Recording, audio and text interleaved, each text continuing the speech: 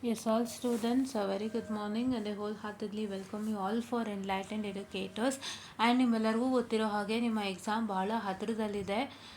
Especially ಇವಾಗ current 22 scheme 4th sem ಮಕ್ಕಳಿಗೆಲ್ಲ exam ಭಾಳ ಹತ್ತಿರದಲ್ಲೇ ಇದೆ.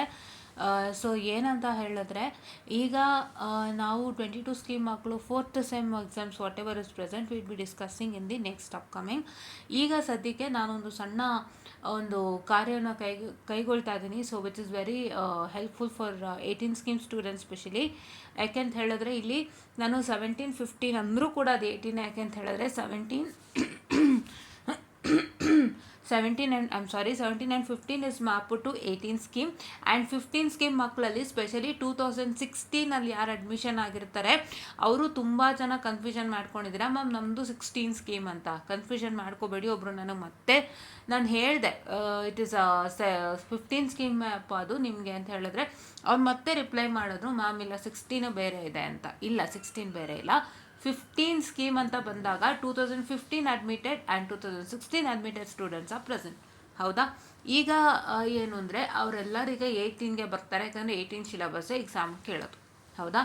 ಸೊ ಈಗ ನನ್ನದೊಂದು ಹಂಬಲ್ ರಿಕ್ವೆಸ್ಟ್, ನನ್ನ ಕಾರ್ಯ ಸಕ್ಸಸ್ಫುಲ್ ಆಗಬೇಕು ಅಂದರೆ ನಿಮ್ಮಿಂದನೂ ನನಗೆ ಸ್ವಲ್ಪ ಸಹಕಾರ ಬೇಕಾಗುತ್ತೆ.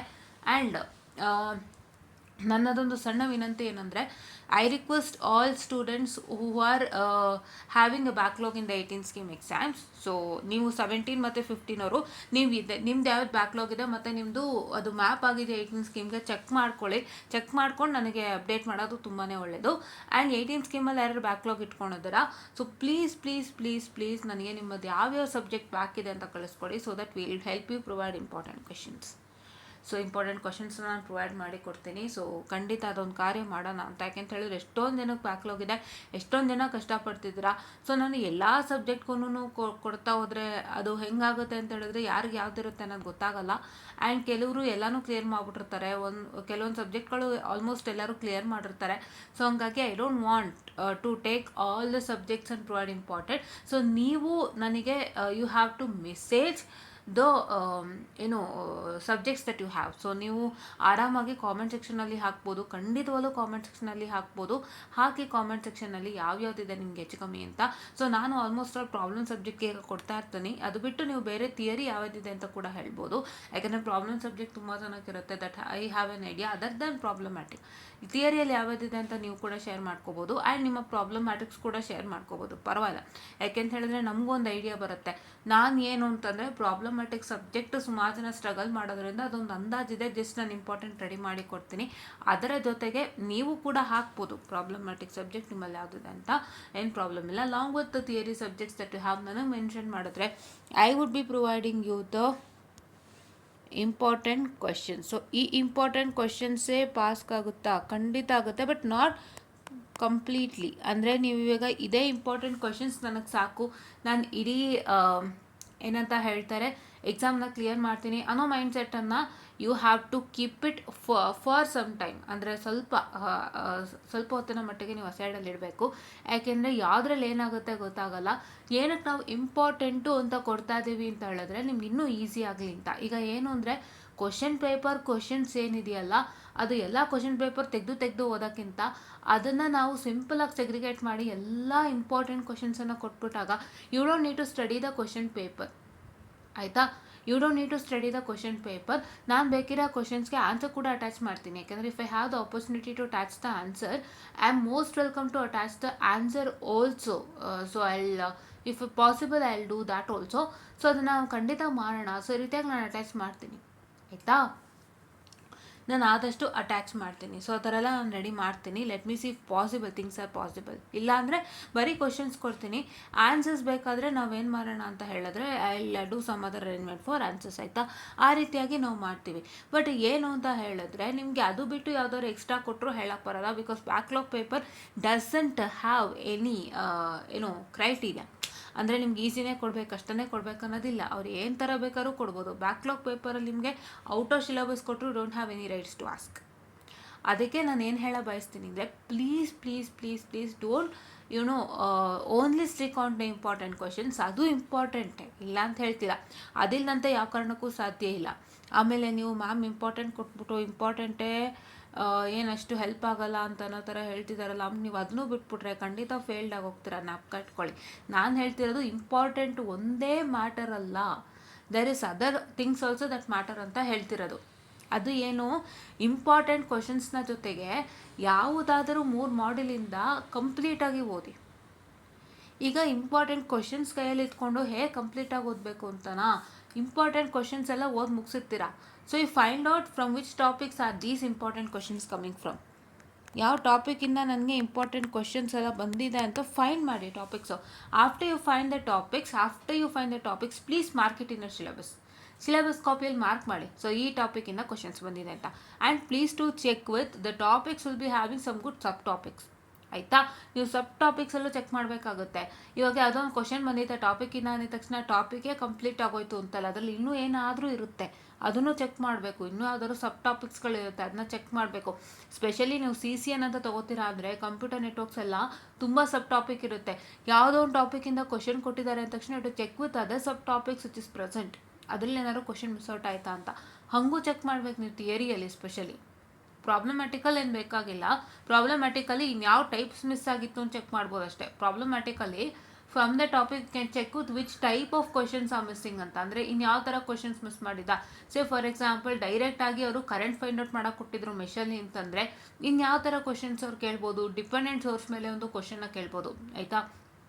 voltage produced by the dependent sources or current produced by this dependent sources or power delivered from the voltage or current, ಅದೇನೋ ಕೇಳ್ತಾರಲ್ಲ ಆ ಥರ ಕ್ವಶನ್ಸ್ ಮಿಸ್ ಆಗಿದೆ ಅಂತ ಲೆಕ್ಕ ಹಾಕ್ಬೋದು.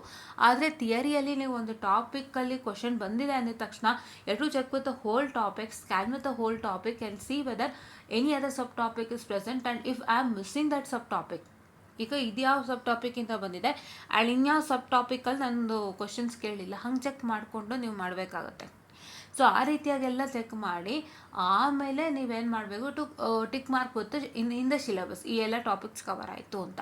ಆಮೇಲೆ ಇನ್ಯಾವ್ದು ಉಳಿದಿದೆ ಅದನ್ನು ಪ್ರಾಕ್ಟೀಸ್ ಮಾಡಿ with respect to all the 3 modules which you feel really easy because you don't have any expectations. Important questions ಬರುತ್ತೆ, ಬಟ್ ಅದ್ರ ಜೊತೆಗೆ ಇನ್ಯಾವ್ದಾದ್ರು ಅನ್ನೋನ್ ಬಂದರೂ ಕಷ್ಟ ಅಂತ just in case for security ಓದಿ ಅಂತ ಹೇಳ್ತಿರೋದು. ಓದಿದ್ರೇನೂ ತಪ್ಪಾಗಲ್ಲ, ನಾಲೆಡ್ಜ್ ಅಂತೂ ಜಾಸ್ತಿ ಆಗುತ್ತೆ, ನಾನು ಹೇಳ್ತಾ ಇದ್ದೀನಿ. ಆಮೇಲೆ ನಾವು ಅಷ್ಟೆಲ್ಲ ಮಾಡಿದ್ವಿ ಬಟ್ ಇಂಪಾರ್ಟೆಂಟಲ್ಲೇ ಬಂದ್ಬಿಟ್ಟು ಸುಮ್ಮನೆ ಓದಿದ್ದು ವೇಸ್ಟ್ ಆಯಿತು ಅಂದ್ಕೋಬೇಡಿ. If in case anything becomes wrong ಅಂದರೆ ಏನಾದರೂ ಒಂದು ಸಣ್ಣ ಪ್ರಾಬ್ಲಮ್ ಆಯಿತು, ನೀವು ಓದಿರೋದು ಬಿಟ್ಟೇ ಬಂತು ಅಂದಾಗ ಆವಾಗ ನೀವು ಪೇಚಾಡೋಂಥ ಪರಿಸ್ಥಿತಿ ಬರಲ್ಲ. You should be ready for all consequences ಅಲ್ವಾ. ಈಗಿನ್ನೇನು ಮಳೆಗಾಲ ಬಂತು, ಇಡೀ ಕರ್ನಾಟಕದಲ್ಲಿ ಎಲ್ಲ ಕಡೆನೂ ಡಿಸ್ಕಷನ್ ಆಗ್ತಿದೆ ಮಳೆಗಾಲ ನಮ್ಮ ಜಿಲ್ಲೆಯಲ್ಲಿ ಹೇಗಿರುತ್ತೆ, ನಾವು ಹೇಗೆ ಪ್ರಿಕಾಷನ್ಸ್ ತೊಗೋಬೇಕು ಅಂತ. They don't know what happens. ಅಂದರೆ ಈ ಸಲ ಎಷ್ಟು ಮಳೆ ಬರುತ್ತೆ ಅನ್ನೋದು ಗೊತ್ತಿಲ್ಲ. ಒಂದು ಮಳೆಗಾಲ ಅಂತಂದರೆ ಕೆಲವೊಂದು ಸತಿ ತುಂಬ ಕಡಿಮೆನೂ ಮಳೆ ಬರ್ಬೋದು, ಕೆಲವೊಂದು ಸತಿ ಎಕ್ಸಸ್ ಮಳೆ ಬರ್ಬೋದು. It is not in their hands ಅಲ್ವಾ. ಹವಾಮಾನ ಇಲಾಖೆ ತುಂಬ ಇನ್ಫಾರ್ಮೇಷನ್ಸ್ಗಳನ್ನ ಕೊಡುತ್ತೆ, ಈ ಥರ ಆಗುತ್ತೆ ಆ ಥರ ಆಗುತ್ತೆ. ಇವಾಗ ನೋಡಿ, I was reading the news paper, ಇವಾಗಲೇ ಕೊಟ್ಟಿದ್ದಾರೆ 24th ಏನೋ ಕೇರಳಗೆ ಬರುತ್ತೆ ಮಳೆ ಆ್ಯಂಡ್ ದೆನ್ ನಮ್ಮ ರಾಜ್ಯಕ್ಕೆ ಸ್ಟಾರ್ಟ್ ಆಗುತ್ತೆ ಅಂತಂದು ಹೇಳಿ. That given it already. ಲೈಕ್ಸೆ ಇಲ್ಲೆಲ್ಲ ಕೊಟ್ಟಿದ್ರು ನೋಡಿ, 26th ಕೇರಳಕ್ಕೆ ಮುಂಗಾರು ಪ್ರವೇಶಿಸಲಿದ್ದು and then after 4 days it will come to Karnataka. ಆ ರೀತಿಯಾಗಿ ಒಂದಿಷ್ಟು ಇನ್ಫಾರ್ಮೇಷನ್ ಕೊಡ್ತಾರೆ. But any cost they will not be having that much idea on how much rain is coming. ಇಡೀ ಡಿಸ್ಟ್ರಿಕ್ಟಿಗಾಗಲಿ ಇಲ್ಲಾಗಲಿ ಗೊತ್ತಿರಲ್ಲ. ಅವರು ಎಂಥದೇ ಸಿಚುಯೇಷನ್ ಬಂದರೂ they are really ready to plan it ಅಲ್ವಾ. They are really ready and they plan it. ಇವಾಗ ನಾವು ಅಂದ್ಕೊಂಡಿದ್ದಕ್ಕಿಂತ ಜಾಸ್ತಿ ಆದ್ರೂ they have a good plan, correct ಅಲ್ವಾ. ಅದು ಎಕ್ಸಿಕ್ಯೂಟ್ ಮಾಡ್ತಾರೆ. ಆ ಥರ ನೀವು ಕೂಡ should be ready for everything. ನಾನು ಇದೊಂದು ಜಸ್ಟ್ ಎಕ್ಸಾಂಪಲ್ ಹೇಳ್ತೀನಿ. It's a realistic example of our life itself. ಹೌದಾ, ಜೋರಾಗಿ ಮಳೆ ಬಂದಾಗ ಏನೇನಾಗುತ್ತೆಲ್ಲ ಗೊತ್ತಲ್ಲ, ಸೊ ಸೀನ್. ಸೊ ಆ ಥರ ರಿಯಾಲಿಟಿನಲ್ಲೇ ಅವ್ರು ಇಷ್ಟೆಲ್ಲ ತಯಾರಿ ಮಾಡಿಕೊಂಡು ಎಂಥದೇ ಕಷ್ಟ ಬಂದರು, ಎಂಥದೇ ಜಾಸ್ತಿ ಆದರೂ they try to you know face it and ಅದಕ್ಕೆ ಆಲ್ಟರ್ನೇಟ್ ಮಾಡ್ಕೊಂಡು ಅವರೆಲ್ಲ ರೆಡಿ ಮಾಡ್ಕೊಂಡಿರ್ತಾರೆ ಅಂದಾಗ ನಿಮ್ಮ ಲೈಫಲ್ಲೇ ಆಗೋಂಥ ಆಲ್ಟರ್ನೇಟಿವ್ಸ್ಗೆ ನೀವು ಯಾಕೆ ರೆಡಿ ಆಗಬಾರ್ದು ಅನ್ನೋದು ನನ್ನೊಂದು ಪ್ರಶ್ನೆ ಅಷ್ಟೆ. ಹೋಪ್ ಯು ಗಾಟ್ ಇಟ್ ಅಲ್ವಾ. ಸೊ ಅದಕ್ಕೆ ಏನೇನಾಗುತ್ತೆ ನಮಗೆ ಗೊತ್ತಾಗಲ್ಲ, ಕ್ವಶನ್ ಪೇಪರ್ ನಮ್ಮ ಕೈಯಲ್ಲಿಲ್ಲ, ಅವ್ರು ಹೆಂಗೆ ಕೊಟ್ಟರು ನಾವು ಹೇಳಕ್ಕೆ ಬರಲ್ಲ. So you should be ready to face everything. Difficulty level, medium and easy ಲೆವೆಲ್ಗೆ ನೀವು ರೆಡಿ ಆಗಿದ್ದಾಗ ಮಾತ್ರ ಎಕ್ಸಾಮ್ ಪಾಸ್ ಆಗೋಕ್ಕೆ ಸಾಧ್ಯ. ನೀವು ಬರೀ ಈಸಿಯೆಸ್ಟ್ ಫೇಸ್ ಮಾತ್ರ ನಾನು ನೋಡ್ತೀನಿ ಅಂತಂದರೆ ಇಟ್ ಈಸ್ ರಿಯಲಿ ಬ್ಯಾಡ್. ಎಷ್ಟೋ ಜನ ಅದೇ ಮಾಡ್ತೀರಾ ಅಂತ ಕಾಣಿಸುತ್ತೆ. ಇನ್ನೂ ಸುಮಾರು ಜನ ತಲೆಯಲ್ಲಿದೆ, ನಾನು ಹೇಳ್ತಾ ಇದ್ದೀನಿ. ಈಸಿ ಕ್ವಶನ್ನು, ಡಿಫಿಕಲ್ಟ್ ಕ್ವಶನ್ನು ಅಂತ ಲೆಕ್ಕ ಹಾಕ್ಕೊಂಡು ಇಷ್ಟು ಕ್ವಶನ್ ಓದಿದ್ರೆ ಸಾಕಾ, ಇಷ್ಟು ಮಾಡಿಲ್ ಓದಿದ್ರೆ ಸಾಕಾ, ಈ ರೀತಿಯಾಗಿ ಯೋಚನೆ ಮಾಡ್ತೀರಾ. ಯಾಕೆಂದರೆ ಸುಮಾರು ಜನ ಹಂಗೆ ತಲೆ ಕೆಡಿಸ್ಬಿಡ್ತಾರೆ ನಿಮಗೆ. ನಾನು ಹೇಳ್ತಾ ಇದ್ದೀನಿ, ನೀವು ಫೇಲ್ಡ್ ಆಗ್ಬಿಟ್ಟಾಗ ತುಂಬ ಕಡಿಮೆ ಆಪರ್ಚುನಿಟೀಸ್ಗಳು ಇದ್ದಾಗ, ಅಂದರೆ ಎಕ್ಸಾಮ್ ರಿಲೇಟೆಡು, ಅಂದರೆ ಇಷ್ಟು ವರ್ಷ ಟೈಮ್ ಇರುತ್ತಲ್ಲ ಬರೆಯೋಕ್ಕೆ, ಅದ್ರ ರಿಲೇಟೆಡ್ ತೊಗೊಂಡಾಗ ಎಷ್ಟೊಂದು ಜನ ಏನು ಮಾಡ್ತಾರೆ, ಇಷ್ಟೊಂದು ಓದ್ಕೋ ಸಾಕು, ಪಾಸ್ ಮಾಡ್ಕೋತೆ ಎಕ್ಸಾಮ್ನ, ಬೇಗ ಬೇಗ ಮಾಡ್ಕೋ, ಪಾಸ್ ಆಗುತ್ತೆ ಅಂತ ಹೇಳ್ತಾರೆ. ಬಟ್ ಅಲ್ಲಿ ಅವರು ಕ್ವಶನ್ ಪೇಪರು ಬ್ಯಾಕ್ಲಾಗಿಗಂತೂ ನೀವು ಲೆಕ್ಕನೇ ಇಡೋಕ್ಕಾಗಲ್ಲ. ನಾರ್ಮಲ್ಗೆ ಎಷ್ಟೋ ಸಲ ಲೆಕ್ಕ ಇಡೋಕ್ಕಾಗಲ್ಲ. ನಾರ್ಮಲ್ಗೆ ಎಷ್ಟೋ ಸಲ ಕಷ್ಟ ಕೊಡ್ತಾನೆ ಫ್ರೆಷರ್ಸ್ಗೆ, ಆ್ಯಂಡ್ ಎಷ್ಟೋ ಸಲ ತುಂಬ ಈಸಿ ಕೊಟ್ಬಿಡ್ತಾರೆ. ಎಷ್ಟೋ ಸಲ ಪಾಪ ಪ್ರಾಬ್ಲಮ್ಯಾಟಿಕ್ ಸಬ್ಜೆಕ್ಟ್ಗೂ ಥಿಯರಿ ಕೊಟ್ಟಿರೋದುಂಟು. ಎಷ್ಟೋ ಮಕ್ಕಳು ಕಷ್ಟಪಟ್ಟಿದ್ದಾರೆ, ಏನೂ ಲೆಕ್ಕನೇ ಇರಲ್ಲ ಅಲ್ಲಿ, ಎಲ್ಲನೂ ಥಿಯರಿ ಮುಖಾಂತರ ತೋರಿಸ್ಬೇಕಾಗಿರುತ್ತೆ. ಈ ರೀತಿಯಾಗಿ ಅವರು ನಾರ್ಮಲಲ್ಲೇ ಅನ್ಪ್ರಿಡಿಕ್ಟೆಡು ಅಂದರೆ ನಿಮ್ಮ ಬ್ಯಾಕ್ಲಾಗ್ನ ನೀವು ಹೇಗೆ ಪ್ರಿಡಿಕ್ಟ್ ಮಾಡ್ಕೋತೀರಾ? ಯಾರೋ ಹೇಳಿದ್ರು ನಿಮಗೆ ಇಷ್ಟೇ ಕ್ವಶನ್ಸ್ ಓದ್ಕೊಳ್ಳಿ, ಇಷ್ಟೇ ಮಾಡ್ಕೊಳ್ಳಿ ಸಾಕು ಅಂತ ಒಂದು ಲಿಸ್ಟ್ ಕೊಡ್ತಾರಲ್ಲ, ಅದನ್ನು ಹೇಗೆ ನೀವು ಪ್ರೆಡಿಕ್ಟ್ ಮಾಡ್ತೀರಾ? ಅದೇ ಬರುತ್ತೆ ಅಂತ ಹೆಂಗೆ ಪ್ರೆಡಿಕ್ಟ್ ಮಾಡ್ತೀರಾ ಅಲ್ವಾ? ಎಲ್ಲ ಮಕ್ಕಳು ಓದಿರ್ತಾರೆ. ಅದಕ್ಕೆ ಹೇಳೋದು, ನಮ್ಮಲ್ಲಿ ಲ್ಯಾಕ್ ಆಫ್ ಸ್ಕಿಲ್ ಸೆಟ್ ಇದ್ರು ವಿ-2 ಮಕ್ಕಳಲ್ಲಿ 200% ಹೇಳ್ತಾ ಇದ್ದೀನಿ. ವಿ-2 ಮಕ್ಕಳಲ್ಲಿ ಅದರಲ್ಲೂ 60 to 70% of the students are lacking skill sets, specially company related skill sets. ಅಂಥದ್ರಲ್ಲೂ ಕಂಪನಿ ವಿ-2 ಮಕ್ಕಳನ್ನೇ ಯಾಕೆ ಒಂದು ರೀತಿಯಾಗಿ ಏನಂತ ಹೇಳ್ತಾರೆ, ರೆಸ್ಪೆಕ್ಟ್ ಕೊಡ್ತಾರೆ, ಆ್ಯಂಡ್ ಒಂದು ರೀತಿಯಾಗಿ ನಮ್ಮನ್ನು ಮೇಲಿಟ್ಟಿದ್ದಾರೆ ಗೊತ್ತಾ? ನಾವು ಎಲ್ಲ ಥರ ಕಾನ್ಸಿಕ್ವೆನ್ಸಸ್ಗೂ ರೆಡಿ ಇದ್ದೀವಿ ಅಂತ. ನಾನು ಇದನ್ನೇ ಇಲ್ಲಿ ಹೇಳ್ತಿರೋದು, ಹೌದಾ? ನಮಗೆ ಎಂಥದೇ ನಮ್ಮ ಕ್ವಶನ್ಸೇ ಗೊತ್ತಿರಲ್ಲ, ಅವ್ರಿಗೆ ಗೊತ್ತು. ಆಟೋನಮಸ್ಗಾದರೆ ಎಲ್ಲ ಸ್ಪೂನ್ ಫೀಡಿಂಗು, ಅವರೇ ಕ್ವಶನ್ಸ್ ಕೊಡ್ತಾರೆ, ಮಕ್ಕಳು ಮಾಡ್ಕೊತಾರೆ, ಅದು ಎಲ್ಲ ಗೊತ್ತು, ಎಲ್ಲ ಕಾಲೇಜಲ್ಲೂ ಅದು ಹೌದು, ಆಟೋನಮಸ್ಗಳಲ್ಲಿ. ಆದರೆ ಅವ್ರಿಗೆ ವಿ-2ಗೆ ಯಾಕೆ ಗೌರವ, ನಮ್ಮ ಮೇಲೆ ಯಾಕೆ ಗೌರವ ಕಂಪ್ನಿಯವ್ರಿಗೆ? ನಾವು ಏನು ಸ್ಕಿಲ್ ಸೆಟ್ಸ್ ಅಷ್ಟಾಗಿ ನಾವು ಗೇನ್ ಮಾಡಿಲ್ಲ ಅಂತಂದ್ರೂ, ಯಾಕೆ ಅಂತ ಹೇಳಿದ್ರೆ ನಾವು ಎಲ್ಲ ಥರ ಕಾನ್ಸಿಕ್ವೆನ್ಸಸ್ಗೂ ರೆಡಿ ಇದ್ದೀವಿ. ನಮಗೆ ಕ್ವಶನ್ ಪೇಪರ್ ಗೊತ್ತಿರಲ್ಲ. ಕಾಲೇಜಲ್ಲಿ ಒಂದು ಪಕ್ಷ 2 ಮಾಡಿಲ್ ಕೈ ಎತ್ತಿದ್ರು ನಾವು ಹೆಂಗೋ ಪಾಸ್ ಮಾಡ್ಕೋತೀವಿ, ಕಷ್ಟಪಟ್ಟು ಓದಿ. ಅವ್ರು ಏನೇ ಕ್ವಶನ್ಸ್ ಕೊಟ್ಟರು ನಾವು ಅದಕ್ಕೆ ತಯಾರಿ ಮಾಡ್ಕೊಂಡೋಗಿ ನಾವು ಬರಿತೀವಿ, ಕ್ಲಾಸಸ್ ಮಾಡಿಲ್ಲ ಅಂದ್ರೂ. ಆ್ಯಂಡ್ ನಾವು ಓದಿದ್ರು if in case any difficult question paper is coming for a subject, ನಾವು ಚೆನ್ನಾಗಿ ಓದ್ಕೊಂಡು ಹೋಗಿರ್ತೀವಿ. ನಮಗೆ ಕಷ್ಟ ಬಂದಾಗ ನಾವು ಆ ಕಷ್ಟನೂ ಎದುರಿಸಿ ಪಾಸ್ ಮಾಡ್ತೀವಿ ಅನ್ನೋದ್ರ ಮೇಲೆ ಅವ್ರು ವಿ-2ಗೆ ಒಂದು ಒಳ್ಳೆ ವ್ಯಾಲ್ಯೂ, ಗೌರವ ಕೊಡೋದು ಆಟೋನಮಸ್ಗಿಂತಲೂ. ಇದು ನಾನು ಎಲ್ಲರ ಹತ್ರ ಕೇಳಿದ್ದೀನಿ. ಸೊ ಅದಕ್ಕೆ you all should be ready for all the consequences. ಇದಿಷ್ಟನ್ನು ನಾನು ಅರ್ಥ ಮಾಡಿಸ್ತಾ ಇದ್ದೀನಿ. ಯಾಕೆ ಇದು ಹೇಳ್ತಿರೋದಂದರೆ, ಅರ್ಥ ಮಾಡ್ಕೊಳ್ಳಿ ದಯವಿಟ್ಟು. It is A life. ಅದಕ್ಕೆ ತುಂಬ ಜನ ಜಾಸ್ತಿ ಚಾನ್ಸಸ್ ತೊಗೋತಿದ್ದೀರಾ. ನೀವು ಜಾಸ್ತಿ ಚಾನ್ಸಸ್ ತೊಗೋತಾರೋಕ್ಕೆ ಕಾರಣವೇ ಇದು. ಈಗ ನಿಮಗೆ ಫಸ್ಟ್ ಎಕ್ಸಾಮಲ್ಲಿ ಪ್ರಾಬ್ಲಮ್ ಆಗಿರ್ಬೋದು, ಫಸ್ಟ್ ಎಕ್ಸಾಮಲ್ಲಿ ನಿಮ್ಮ ಫ್ಯಾಮಿಲಿ ಇಶ್ಯೂಸು 108 ಆಗಿರ್ಬೋದು. ಬಿಕಾಸ್ ಸುಮಾರು ಜನ ನನಗೆ ಅದೇ ಹೇಳಿತ್ತು, ನಮಗೆ ಸ್ವಲ್ಪ ಫ್ಯಾಮಿಲಿ ಪ್ರಾಬ್ಲಮ್ಸ್ ಇತ್ತು, ಇಶ್ಯೂಸ್ ಇತ್ತು, ನಂಗೆ ಆ ಟೈಮಲ್ಲಿ ಏನೋ ಮಾಡೋಕ್ಕಾಗಲಿಲ್ಲ. ಓಕೆ, ಒಪ್ಕೊಳ್ಳೋಣ. ಬಟ್ ಅದಾದಮೇಲೆ if you are taking a more and more chance, then these are the problems. ನಿಮ್ಗೆ ಯಾರೋ ಹೇಳಿರ್ತಾರೆ ಇಷ್ಟೇ ಮಾಡ್ಕೊಳ್ಳೋ ಸಾಕು ಆಗುತ್ತೆ ಅಂತ, ಬಟ್ ಅಲ್ಲಿ ಅದಕ್ಕೂ ಮೀರಿ ಕೊಟ್ಟಿರ್ತಾನೆ ಒಂದು. ಇಲ್ಲ ನೀವು ಓದಬೇಕಾದ್ರೆ ಕರೆಕ್ಟಾಗಿ ಪ್ರಾಕ್ಟೀಸ್ ಮಾಡಿರೋದಿಲ್ಲ, ಅಂದರೆ practice in the sense like question paper ಇಟ್ಕೊಂಡು ಪ್ರಾಕ್ಟೀಸ್ ಮಾಡಿರೋದಿಲ್ಲ, ಆನ್ಸರ್ ರೈಟಿಂಗ್ ನೀವು ಪ್ರಾಕ್ಟೀಸ್ ಮಾಡಿರೋದಿಲ್ಲ. ಏನು ಮಾಡ್ತೀರಾ ನೀವು ಅಂತ ಹೇಳಿದ್ರೆ, ತುಂಬ ಸಿಂಪಲಾಗಿ ಹೇಳ್ತೀನಿ, ಆನ್ಸರ್ ರೈಟಿಂಗ್ ಪ್ರಾಕ್ಟೀಸ್ ಮಾಡಿರೋದಿಲ್ಲ. ಆ್ಯಂಡ್ ಮೇಯ್ನಾಗಿ ನೀವೇನು ಮಾಡ್ತೀರಪ್ಪ ಅಂತ ಹೇಳಿದ್ರೆ, ನೀವು ಹೆಂಗೆ ಬರೀತೀರ, ಲಾಸ್ಟ್ ಟೈಮ್ ಹೆಂಗೆ ಬರೆದಿರ್ತೀರ ಅದನ್ನೇ ಓಕೆ, ಲಾಸ್ಟ್ ಟೈಮ್ದೇ ಓಕೆ ಅನ್ನೋಂಥವ್ರು ನೀವು. ಆ್ಯಂಡ್ ಸುಮಾರು ಜನ ಹೇಳ್ತಾ ಇದ್ದೀನಿ, ಲಾಸ್ಟ್ ಟೈಮ್ದೇ ಓಕೆ ಅಂತ ಹೇಳ್ತೀರಿ. ಆ್ಯಂಡ್ ಏನು ಅಂತ ಹೇಳಿದ್ರೆ, ಲಾಸ್ಟ್ ಟೈಮ್ ಮಾಡಿರ್ತಕ್ಕಂಥ ಮಿಸ್ಟೇಕ್ಸ್ನ ನೀವು ಚೆಕ್ ಮಾಡಲ್ಲ, ಯಾವ ಕಾರಣಕ್ಕೂ ಚೆಕ್ ಮಾಡಲ್ಲ. ಲಾಸ್ಟ್ ಟೈಮ್ ನಾನು ಹೆಂಗೆ ಎಕ್ಸಾಮ್ ಬರೆದಿದ್ದೆ, ನೀವು ಅದಕ್ಕೆ ಹೇಳೋದೇನಾದ್ರು ಫೇಲ್ಡ್ ಆಯಿತಾ ನಿಮ್ಮ ಎಕ್ಸಾಮು, ದಯವಿಟ್ಟು ಲಾಸ್ಟ್ ಟೈಮ್ ಪೇಪರ್ ತರಿಸ್ಕೊಳ್ಳಿ ಪೇಪರ್ನ, ಆಯಿತಾ? ರಿವ್ಯಾಲ್ಯೂಷನ್ಗೆ ಹಾಕಿದರೂ ಪರವಾಗಿಲ್ಲ, ತರಿಸ್ಕೊಳ್ಳಿ ಪೇಪರ್ನ. ನಿಮಗೆ ನಿಮ್ಮ ಮಿಸ್ಟೇಕ್ ಗೊತ್ತಾಗುತ್ತೆ, ಸುಮ್ಮನೆ ಫೇಲ್ಡ್ ಆಗಲ್ಲ, ನಿಮಗೆ ನಿಮ್ಮ ಮಿಸ್ಟೇಕ್ ಗೊತ್ತಾಗುತ್ತೆ, ಆಯಿತಾ? ಸುಮಾರು ಜನ ವ್ಯಾಲ್ಯೂಯೇಷನ್ ಮೇಲೂ ಕಂಪ್ಲೇಂಟ್ ಮಾಡ್ತೀರಿ, ಗೊತ್ತು ನನಗದು ವ್ಯಾಲ್ಯೂಯೇಷನ್ ಪ್ರಾಬ್ಲಮ್ ನಂಗೆ ಗೊತ್ತಿದೆ. ಅದು ದಟ್ ಈಸ್ ರಿಯಾಲಿಟಿ. ಆ್ಯಕ್ಚುಲಿ ಏನಾಗ್ತಾಯಿದೆ ಅಂದರೆ, ಸ್ಟೋರಿ ಬರೆಯೋರಿಗೆ ಮಾರ್ಕ್ಸು, ಚೆನ್ನಾಗಿ ಬರೆಯೋರಿಗಿಲ್ಲ ಅನ್ನೋಂಥದ್ದು ನಾನು ಸುಮಾರು ಕಡೆ ಪ್ರೂಫಲ್ಲೇ ನೋಡಿದ್ದೀನಿ. ಬಟ್ ಆದರೂ ಕೂಡ ಅದ್ರ ದೌಡೆಯಿಂದ ಬರಬೇಕು ಅಂದರೆ ಒಂಚೂರು ನೀವು ಶ್ರಮ ಹಾಕ್ಲೇಬೇಕಲ್ವಾ? ಅಲ್ಲಿ ಏನಾದರೂ ಹಾಕ್ಕೊಳ್ಳಿ, ನಿಮಗೆ ಅದು it is depending upon a valuator, ಆಯಿತಾ? ಇಲ್ಲಿ ಆ್ಯಕ್ಚುಲಿ ವಿ-2ನಲ್ಲಿ ಸ್ಕೀಮ್ ಆಫ್ ವ್ಯಾಲ್ಯೂಯೇಷನ್ ಅಂತ ಒಂದು ಕೊಡ್ತಾನೆ, ಬಟ್ ಅದು ಯಾವ ಕಾರಣಕ್ಕೂ ಯಾಕೋ ಅದು ವರ್ಕೌಟ್ ಆಗೋಲ್ಲ. ಸ್ಟೂಡೆಂಟ್ಸಿಗೆ ವರ್ಕೌಟ್ ಆಗುತ್ತೆ, ಇವ್ಯಾಲ್ಯೂಯೇಷನ್ ಟೈಮಲ್ಲೇ ವರ್ಕೌಟ್ ಆಗೋಲ್ಲ. ಈಗ ಅದು ಇವ್ಯಾಲ್ಯೂಯೇಷನ್ ಟೈಮಲ್ಲಿ ವರ್ಕೌಟ್ ಆಗಿದ್ದರೆ ಎಲ್ಲರಿಗೂ ಒಂದೇ ಥರ ಆಗ್ತಿತ್ತು ಅಲ್ವಾ? ಏನೋ ಹೇಳ್ತಾರಲ್ಲ, ಎಲ್ಲದಕ್ಕೂ ಒಂದೇ ರಾಗ ಅನ್ನೋ ಥರ ಒಂದು ಗಾದೆ ಇದೆಯಲ್ಲ, ಆ ಥರನೇ. ಅಂದರೆ for every one it is the same. If scheme of valuation is generated, ಆ ಸ್ಕೀಮ್ ಆಫ್ ವ್ಯಾಲ್ಯೂಯೇಷನ್ ಪ್ರಕಾರ ವ್ಯಾಲ್ಯೂಯೇಟ್ ಮಾಡಿದ್ರೆ ಎಲ್ಲರಿಗೂ ಒಂದೇ ನ್ಯಾಯ ಆಯಿತು ಅಲ್ವಾ? ಯಾರೋ ಸ್ಟೋರಿ ಬರೆಯೋರಿಗೆ ಒಂದು ಚೆನ್ನಾಗಿ ಮಾರ್ಕ್ಸ್ ಕೊಡ್ತಾರಂತೆ, ಯಾರೋ ಚೆನ್ನಾಗಿ ಬರೀದಿರೋರಿಗೆ ಮಾರ್ಕ್ಸ್ ಕೊಡಲ್ಲ ಅಂತಂದಾಗ ಅದು ಏನು ನ್ಯಾಯಯುತ ಅಲ್ಲ. ಬಟ್ ಆದರೂ ಕೂಡ ನೀವೀಗ ಅದರಿಂದ ಎಲ್ಲದನ್ನ ಆಚೆ ಬರಬೇಕು ಅಂದರೆ ಇಷ್ಟೆಲ್ಲ ನೀವು ಮಾಡಬೇಕಾಗುತ್ತಲ್ವಾ? ಸೊ ಈಗ ನಾವು ನೋಡೋದಾದರೆ ಲಾಸ್ಟ್ ಟೈಮ್ದು ಓಕೆ ಅಂತ ಹೇಳ್ತೀರಾ ಅಲ್ವಾ? ಸೊ ಅದೆಲ್ಲ ಬಿಟ್ಬಿಟ್ಟು ಫಸ್ಟು ನೀವು ಆನ್ಸರ್ ಪೇಪರ್ ತರಿಸ್ಕೊಳ್ಳಿ. ಫೇಲ್ಡ್ ಆದರೆ ಚೆಕ್ ಮಾಡಿ ಎಲ್ಲಿ ಮಿಸ್ಟೇಕ್ ಆಗಿತ್ತು ಅಂತ. ನಾನು ಏನು ಮಿಸ್ಟೇಕ್ ಮಾಡಿದ್ದೆ, ನಾನು ಏನು ತಿದ್ದುಕೋಬೇಕು ಅಂತ ನೋಡಿ, ಅವಾಗ ನಿಮ್ಗೆ ಅರ್ಥ ಆಗುತ್ತೆ. ಡೋಂಟ್ ಹ್ಯಾವ್ ದಟ್ ಕುರುಡು ಭಾವನೆ ದಟ್ ಐ ಆಮ್ ಕರೆಕ್ಟ್. ಯಾವ ಕಾರಣಕ್ಕೋ ಕುರುಡು ಭಾವನೆ ಬೇಡ. ನೀವು ನಿಜವಾಗ್ಲೂ ಚೆನ್ನಾಗಿ ಬರೆದಿದ್ರಾ ಆವಾಗ ಒಪ್ಕೊಳ್ಳೋಣ. ಬಟ್ ಎಷ್ಟೊಂದು ಜನ ಒಂದು ಮೀಡಿಯಮಾಗಿ ಬರೆದಿದ್ರು ಚೆನ್ನಾಗಿ ಬರ್ದಿದ್ದೀನಿ ಅಂತ ಹೇಳ್ತೀರಿ. ಆ್ಯಂಡ್ ನೀವು ಯಾವತ್ತೂ ನೀವು ಚೆನ್ನಾಗಿ ಬರ್ದಿದ್ದೀನಿ ಅಂತ ಕುರುಡು ಭಾವನೆ ನೀವು ಇಟ್ಕೋತೀರಾ, ಆ್ಯಮ್ ರೈಟ್ ಅಂತ ಯಾವತ್ತು ಇಟ್ಕೋತೀರಾ, ಆವತ್ತು ನಿಮಗೆ ನಿಮ್ಮ ಮಿಸ್ಟೇಕ್ಸು ಗೊತ್ತಾಗಲ್ಲ. ಅರ್ಥ ಮಾಡ್ಕೊಳ್ಳಿ. So if your mistakes has to be known, it is all your work to leave off that ನಾನು ಚೆನ್ನಾಗಿ ಮಾಡಿದ್ದೀನಿ ಅಂತ. ಆ್ಯಂಡ್ ನಿಮ್ಮ ತಲೆಗೆ ಏನು ಬರಬೇಕು, ನಾನೇನು ಮಾಡಿದ್ದೆ, what have to do next, ನಾನೇನು ಬರೆದಿದ್ದೆ ಎಕ್ಸಾಮಲ್ಲಿ, ನಾನು ಇನ್ನೇನು ಮಾಡಬೇಕಾಗಿತ್ತು ಅಂತ ನೀವು ಚೆಕ್ ಮಾಡಿದಾಗ ನಿಮ್ಮ ಮಿಸ್ಟೇಕ್ಸ್ಗಳು ಆರಾಮಾಗಿ ಗೊತ್ತಾಗುತ್ತೆ. How to check a mistakes ಹೇಳ್ತಾರಲ್ಲ, ಬೂತ್ ಗಾಜಲ್ಲಿ ಹಾಕೊಂಡು ನೋಡಬೇಕು ಅಂತ. ಹಾಗೆ ನಿಮ್ಮ ಮಿಸ್ಟೇಕ್ಸ್ ನೋಡಿದಾಗ ನೆಕ್ಸ್ಟ್ ಟೈಮ್ ಖಂಡಿತ ಈ ಪ್ರಾಬ್ಲಮ್ ಆಗಲ್ಲ. ಇಲ್ಲಾಂದರೆ you take a lot of chance. ಹೌದಾ? ಇದಿಷ್ಟೂ ನೀವು ಮಾಡ್ತಾ ಇಲ್ಲ, ಮಾಡಬೇಕು. ಇದಿಷ್ಟನ್ನು ನೀವು ಮಾಡಬೇಕು ಅಲ್ವಾ? ಇದಿಷ್ಟನ್ನು ನೀವು ಮಾಡಿದ್ರೆ ಖಂಡಿತ ಆಗುತ್ತೆ.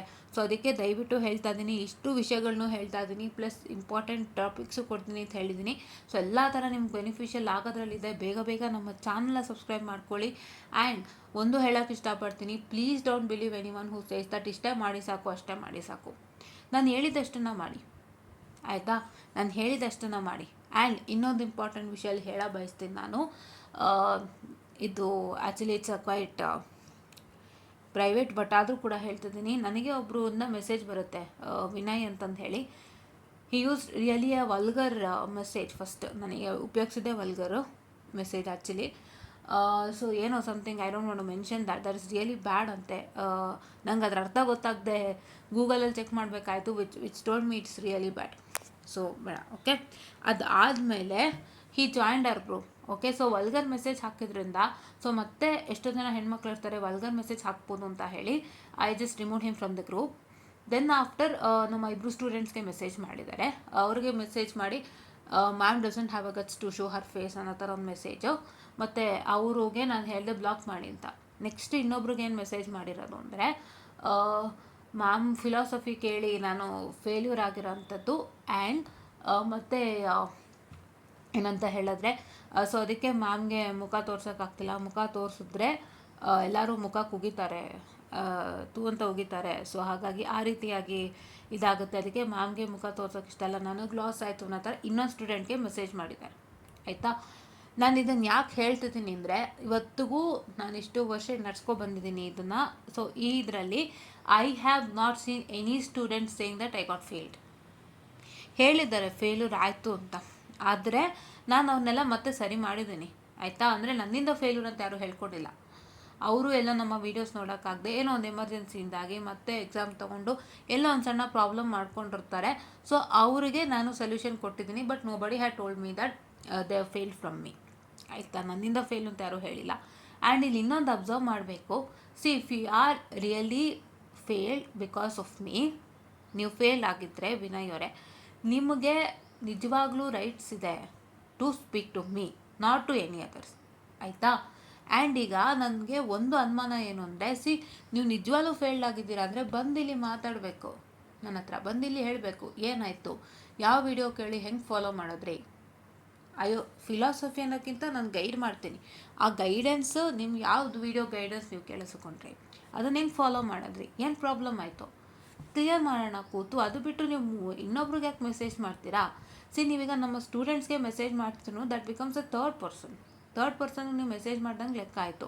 ಆ್ಯಂಡ್ ಇದು ಎಲ್ಲರಿಗೂ ಅನ್ವಯಿಸುತ್ತೆ. ನಿಮಗೆ ಪ್ರಾಬ್ಲಮ್ ಆಯಿತಾ, ಬನ್ನಿ ನನ್ನ ಹತ್ರ. ಯಾಕೆ ನೀವು ನನ್ನ ಹತ್ರ ಮಾತಾಡೋಲ್ಲ? ನಾನು ಧೈರ್ಯವಾಗಿ ಇದು ಮಾಡ್ತೀನಿ. ನಾನೇನು ಬೇಜಾರು ಮಾಡ್ಕೊಳ್ಳಲ್ಲ. ಏನೋ ಪ್ರಾಬ್ಲಮ್ ಆಗಿದೆಯಾ, ನಾವು ಸರಿ ಮಾಡೋಣ. ನಾವಿರೋದೇ ಅದಕ್ಕೆ. ಈಗ ಟೀಚರ್ಸ್ ಇರೋದೇ ಅದಕ್ಕೆ. ಇವಾಗ ಹೋಲ್ ಆ್ಯಂಡ್ ಸೋಲ್ ಕಾಲೇಜಲ್ಲೇ ಟೀಚರ್ ಕ್ಲಾಸ್ ಮಾಡ್ತಾರೆ. ಇವಾಗ ಅದರಲ್ಲಿ ಒಂದು 50 ಜನ ಇದ್ದಾರೆ ಅಂದ್ಕೊಳ್ಳಿ. 50 ಜನದಲ್ಲಿ ಒಂದು 40 ಜನ ಪಾಸ್ ಆಗಿದ್ರು, ಒಂದು 10 ಜನ ಫೇಲ್ ಆದ್ರೂ ಇಟ್ ಈಸ್ ಆಲ್ ಟೀಚರ್ಸ್ ಹೆಗ್ಲ ಮೇಲೆ ಬರೋದು. ಇವತ್ತಿನ ಕಾಲದವ್ರು ಯಾರೋ ಅದನ್ನು ಹೆಗ್ಲ ಮೇಲೆ ತೊಗೊಳ್ಳಲ್ಲ.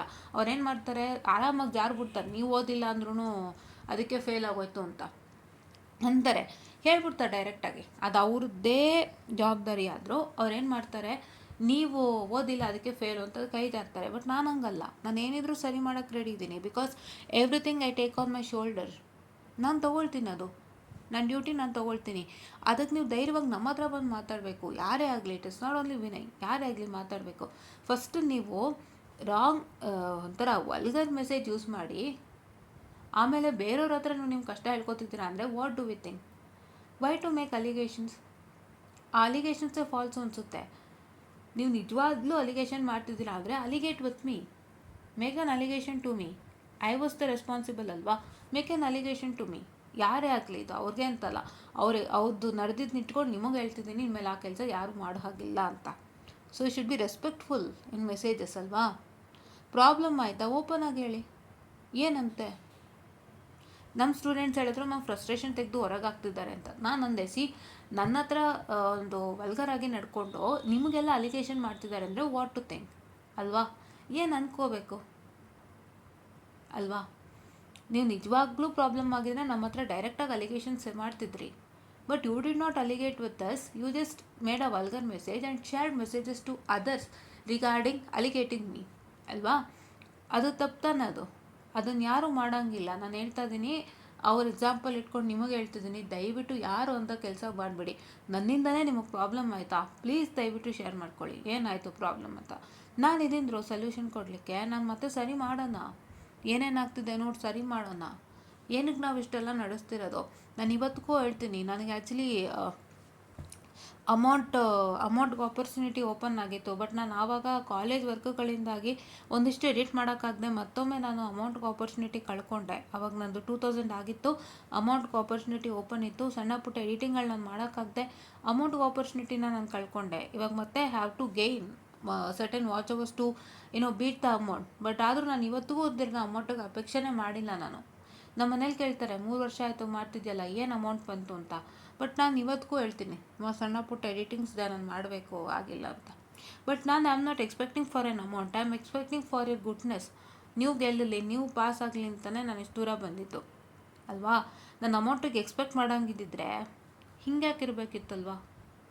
ನೀವೇ ಅರ್ಥ ಮಾಡ್ಕೊಳ್ಳಿ. ನೀವೇಗಳೇ ಈ ರೀತಿ ಮಾಡಿದ್ರೆ ಹೇಗೆ? ಅಲಿಗೇಷನ್ಸ್ ಮಾಡ್ತಾರ ತಪ್ಪು ನಾನು ಹೇಳ್ತಿಲ್ಲ. ಅಲಿಗೇಷನ್ಸ್ ಮಾಡೋಂಗಿದ್ರೆ ಡೈರೆಕ್ಟಾಗಿ ಮಾಡಿ ನನ್ನ ಹತ್ರ. ಬಿಕಾಸ್ ಪ್ರಾಬ್ಲಮ್ ನನ್ನಿಂದ ಆಗಿರೋದು. ಬೇರೆಯವ್ರ ಹತ್ರ ಹೇಳ್ಕೊಂಡ್ರೆ ಏನು ಪ್ರಯೋಜನ? ಬೇರೆ ಸ್ಟೂಡೆಂಟ್ಸ್ ಏನು ಮಾಡೋಕ್ಕಾಗುತ್ತೆ ಹೇಳಿ? ಬೇರೆ ಸ್ಟೂಡೆಂಟ್ಸ್ ಏನು ಮಾಡೋಕ್ಕಾಗುತ್ತೆ? ನಿಮ್ಗೆ ಯಾರ ಹತ್ರನೋ ಪ್ರಾಬ್ಲಮ್ ಇದೆ, ಇನ್ಯಾರಿಗೂ ಹೇಳ್ಕೊತೀರಾ ನಂಗೆ ಅವ್ರಿಗೆ ಪ್ರಾಬ್ಲಮ್ ಆಯಿತು ಅಂತ?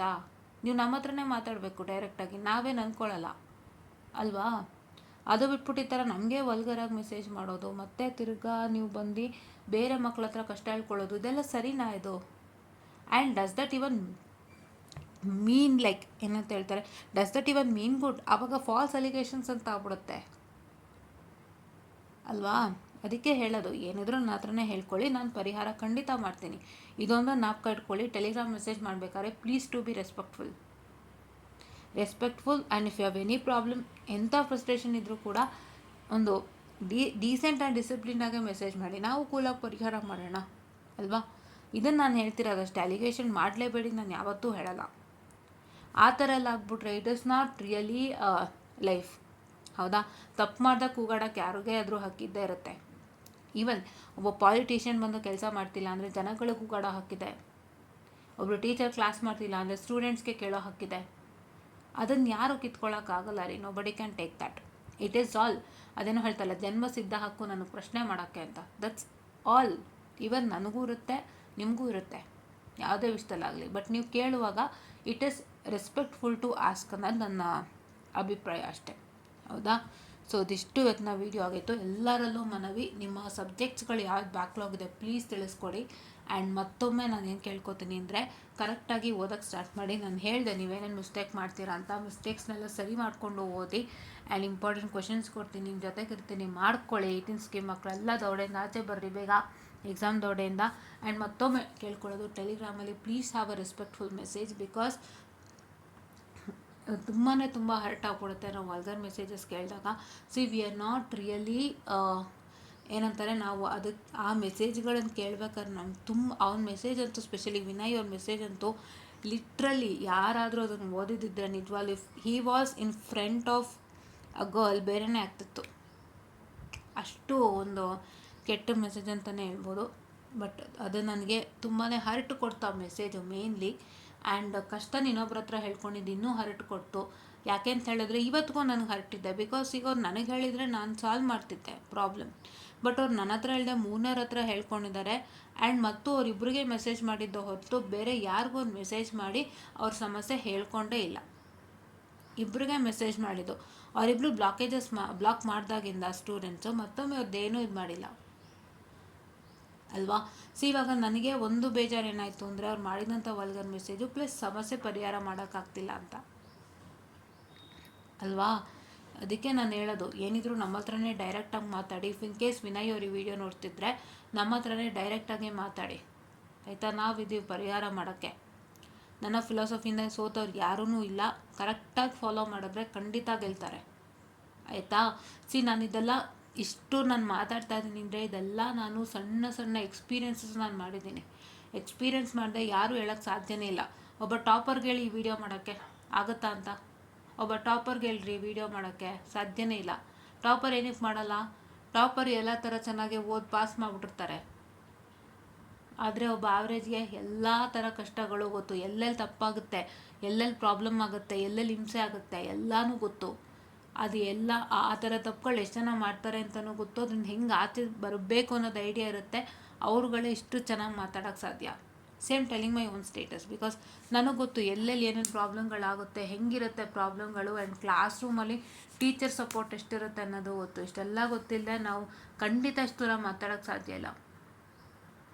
Only a topper can give just suggestions on how to clear the exam, ಹೆಂಗೆ ಓದಬೇಕು ಅಂತ. ಬಟ್ ಸಣ್ಣ ಪುಟ್ಟ ಮಿಸ್ಟೇಕ್ಸ್ಗಳ ಬಗ್ಗೆ ಅಷ್ಟಾಗಿ ಟಾಪರ್ಸ್ ಕೇಳೋಕ್ಕೆ ಸಾಧ್ಯ ಇಲ್ಲ. ಟಾಪರ್ಸ್ ಕೇಳೋಕ್ಕೆ ಸಾಧ್ಯನೇ ಇಲ್ಲ. ಸೊ ಹಾಗಾಗಿ ಇದು ಸತ್ಯ ನಾನು ಹೇಳ್ತಾ ಇದ್ದೀನಿ. ಟಾಪರ್ಸ್ಗಳು they can help you out and guide you out. ಅವರು ಚೆನ್ನಾಗಿ ಓದ್ತಾ ಇರೋದ್ರಿಂದ ಹೆಂಗೆ ಓದಬೇಕು, ಯಾವ್ಯಾವ ಥರ ಟಾಪಿಕ್ಸ್ಗಳು ಓದಬೇಕು, ಎಲ್ಲಿ ಏನು ಮಾಡಬೇಕು ಅಂತ ಹೇಳ್ತಾರೆ. But not completely they can say. ಯಾರು ತುಂಬ ಸಲ ಫೇಲ್ಯೂರ್ಸ್ ನೋಡಿ ಎಕ್ಸ್ಪೀರಿಯನ್ಸಸ್ಗಳು ಮಾಡ್ತಾ ಇರ್ತಾರಲ್ಲ, ಅವರ ಎಕ್ಸ್ಪೀರಿಯನ್ಸಸ್ಗಳು ತುಂಬ ದೊಡ್ಡದಿರುತ್ತೆ ಇವ್ರಿಗಿಂತ. ಸೊ ಇಷ್ಟೆಲ್ಲ ನಾನು ಕಣ್ಣಾರೆ ನೋಡಿನೇ ಹೇಳ್ತಾ ಇದ್ದೀನಿ.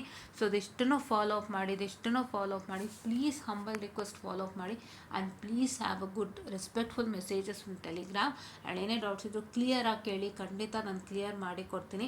ಆ್ಯಂಡ್ ಮೆಸೇಜಸ್ ಪ್ರಾಪರಾಗಿ ಹಾಕಿ. ನನಗೆ ಗೊತ್ತು ಸುಮಾರು ಜನ ಕನ್ನಡನೇ ಇಂಗ್ಲೀಷ್ ಟೈಪಿಂಗ್ ಮಾಡ್ತೀರಾ ಅಂತ. ಸೊ ಅದನ್ನಾದರೂ ಅಟ್ಲೀಸ್ಟ್ ನೀಟಾಗಿ ಮಾಡಿ, ನಮ್ಗೆ ಅರ್ಥ ಆಗುತ್ತೆ. And don't have a practice of typing completely in English. ಅದಷ್ಟನ್ನು ಮಾಡಿ. And please to share your subjects which you have a backlog so that I can provide important questions ಅಂತ ಹೇಳ್ತಾ I'll be winding up the session students, and please help us out and please support us out. ಬೇಗ join ಆಗಿ ನಿಮ್ಮ ಫ್ರೆಂಡ್ಸಿಗೂ ಹೇಳಿ. It's very helpful. and start practicing in a good way. All the best for your exams ಅಂತ ಹೇಳ್ತಾ thank you.